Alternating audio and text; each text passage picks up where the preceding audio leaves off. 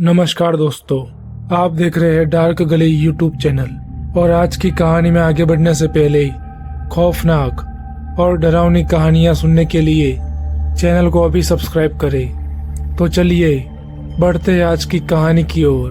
दोस्तों, आज की कहानी चालू होती है रिया नाम की लड़की से। रिया की नई नई शादी हुई थी। रिया के पति एक पुलिस कांस्टेबल थे और रिया एक ऑफिस में एम्प्लॉय थी। दोनों की नई नई शादी हुई थी, लेकिन काम ज्यादा होने की वजह से वो दोनों कहीं घूमने नहीं जा सके थे। इसलिए रिया काफी दुखी हो गई थी। फिर कुछ समय बाद उन दोनों को अपने काम से कुछ समय खाली मिला, तो उन दोनों ने मसूरी जाने का प्लान बनाया। सितंबर का महीना था और इस समय वहाँ पर काफी ज्यादा भीड़ भाड़ होती थी, लेकिन वो दोनों इन बातों से अनजान थे। सितंबर के महीने में मसूरी काफी सुंदर नजर आता है। रिया और रोहित दोनों टिकट बुक करवा लेते हैं और उन दोनों को बुधवार के दिन सुबह 9 बजे की ट्रेन से मसूरी जाना था। अब बुधवार का वो दिन भी आ गया। रिया काफी ज्यादा खुश थी कि वो इतने समय बाद अपने पति के साथ घूमने जा रही थी। वो दोनों ट्रेन में बैठ गए थे और ट्रेन भी अब रवाना हो गई थी। तभी रिया को याद आया कि उन लोगों ने तो किसी होटल का बुकिंग भी नहीं किया। तभी रिया ने अपने मोबाइल में ऑनलाइन होटल के बारे में सर्च करना चालू कर दिया, लेकिन सीजन होने की वजह से रिया को किसी भी होटल में कोई रूम खाली नहीं मिला। अब वो दोनों मसूरी पहुंच गए थे, लेकिन उनके पास रहने के लिए कोई भी कमरा नहीं था।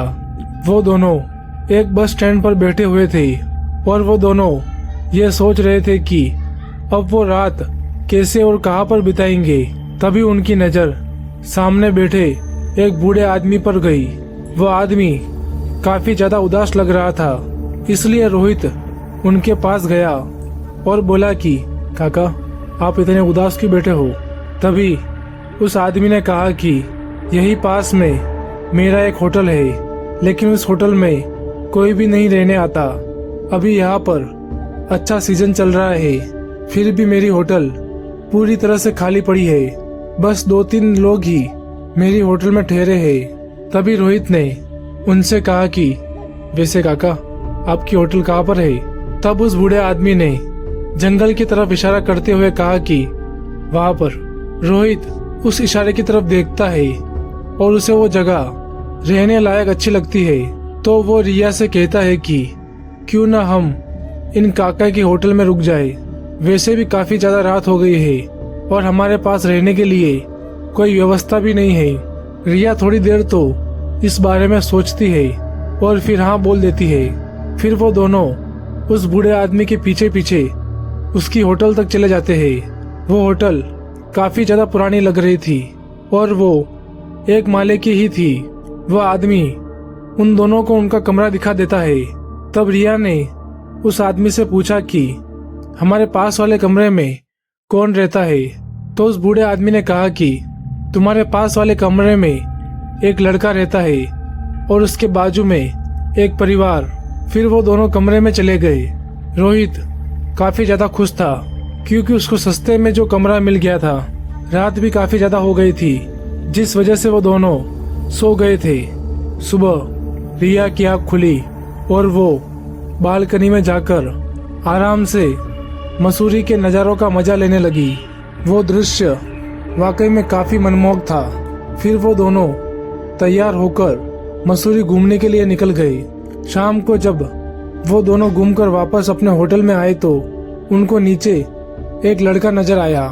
वो लड़का रोहित से कहता है कि आप दोनों मेरी होटल में कैसे रुक रहे हो। रोहित उस लड़के की बात सुनकर उस लड़के को सिर्फ देखे जा रहा था और सोचे जा रहा था कि आखिर ये लड़का कौन है और ये सब क्या बोल रहा है। रोहित शांति से उस लड़के से बात करता है और उस लड़के को सारी बात बताता है कि एक बूढ़ा आदमी उनको यहाँ पर लेकर आया था।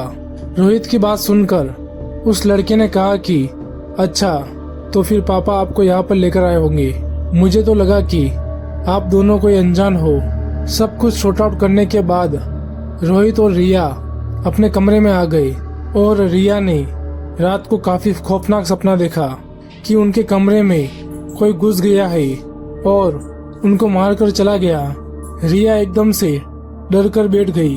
तभी रिया को बाहर से किसी की रोने की आवाज सुनाई दी। रिया जब कमरे से बाहर गई तो उसने देखा कि बगल वाले कमरे में लड़ाई हो रही थी और उनके कमरे में एक बच्चा रो रहा था। तभी रिया उन लोगों से दरवाजा खोलने के लिए कहती है, लेकिन अंदर से कोई भी दरवाजा नहीं खोलता। तभी लड़ाई के बीच अंदर से गोली चलने की आवाज आती है। गोली की आवाज सुनते ही रिया ने रोहित को आवाज लगाकर बुलाया। रोहित जब कमरे से बाहर आया तो उसने देखा कि रिया कमरे के बाहर बैठी हुई थी और सिर्फ रोए जा रही थी। रोहित रिया के पास गया और उसे शांत कराते हुए पूछा कि तुम रो क्यों रही हो। तब रिया ने बगल वाले कमरे में लड़ाई वाली बात बताई और गोली वाली बात भी बताई। ये बात सुनते ही रोहित ने उस कमरे का दरवाजा तोड़ दिया। दरवाजा तोड़ते ही रोहित ने जो नजारा देखा उससे तो उसके होश ही उड़ गए। अंदर कोई भी नहीं था, सिर्फ खिड़की खुली हुई थी। रोहित रिया को समझाते हुए बोलता है कि तुमने शायद कोई सपना देखा होगा, यहाँ तो सब कुछ नॉर्मल है। इतना बोलकर वो दोनों अपने कमरे में सोने के लिए चले गए। सुबह होते ही रिया उस कमरे के बाहर गई, लेकिन अब वहाँ पर सब कुछ नॉर्मल था। आज रिया और रोहित दोनों इस होटल से जाने वाले थे, इसलिए उन्होंने पहले से ही अपनी पैकिंग कर ली थी।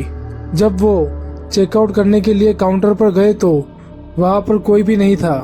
तभी रिया बाहर देखने गई, शायद जरूर कोई बाहर होगा, मगर उन्हें कोई भी नहीं मिला। रोहित उस बूढ़े आदमी का बाहर इंतजार कर रहा था। तभी उस होटल के बाहर एक पुलिस की गाड़ी निकल रही थी। तभी पुलिस ने रोहित को देखकर अपनी गाड़ी रोक दी और उस पुलिस वाले ने रोहित से पूछा कि तुम लोग यहाँ पर क्या कर रहे हो। तब रोहित ने पुलिस वाले से कहा कि मैं अपनी पत्नी के साथ इस होटल में रुका हूँ और मैं भी एक पुलिस वाला हूँ। वो पुलिस वाला रोहित को सैल्यूट करता है और रोहित से कहता है कि सर ये जगह काफी सालों से बंद है और आप यहाँ पर कैसे रुक सकते हो। रोहित उस पुलिस वाले की बात सुनकर सोच में पड़ गया।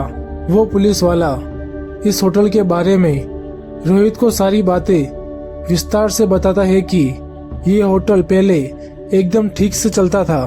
फिर एक बार यहाँ पर एक परिवार आया। उस परिवार में 3 लोग थे, पति पत्नी और एक बच्चा। उस पति ने अपनी पत्नी की हत्या कर दी और साथ में अपने बच्चे को भी मार दिया और वो आदमी यहाँ से फरार हो गया। पुलिस आज भी उस आदमी को ढूंढ रही है। इस हादसे के बाद लोगों ने इस होटल में आना बंद कर दिया और इस वजह से होटल के बूढ़े मालिक ने आत्महत्या करके अपनी जान दे दी। बाद में एक रहस्यमय तरीके से उसके बेटे की भी मौत हो गई।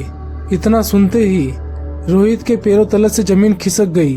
वो तुरंत भागकर अपनी पत्नी को बाहर लेकर आया और वो दोनों उस होटल को छोड़कर वहां से चले गए। तो दोस्तों, आज की कहानी में बस इतना ही। अगर ये कहानी आपको अच्छी लगी हो तो वीडियो को लाइक करें और चैनल को अभी सब्सक्राइब करें।